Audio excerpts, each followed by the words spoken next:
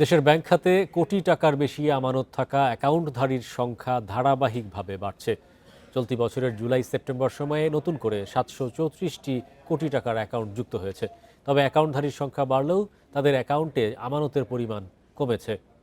এ সময় কোটিপতি এসব অ্যাকাউন্ট থেকে আমানত কমেছে 59,209 কোটি টাকা। বাংলাদেশ ব্যাংকের সবশেষ প্রতিবেদনে এমন তথ্য উঠে আসে। কেন্দ্রীয় ব্যাংক বলছে, চলতি বছরের জুন মাস শেষে ব্যাংক খাতে কোটি টাকার বেশি আমানত থাকা অ্যাকাউন্টধারীর সংখ্যা ছিল 1,27,336টি। সেপ্টেম্বর প্রান্তিকে এ সংখ্যা বেড়ে দাঁড়িয়েছে 1,28,070টিতে। অর্থাৎ 3 মাসের ব্যবধানে কোটি টাকার অ্যাকাউন্ট বেড়েছে 734টি।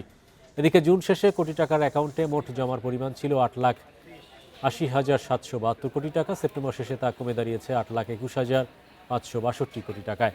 ফলে 3 মাসে এসব অ্যাকাউন্ট থেকে 59,209 কোটি টাকা কমে গেছে।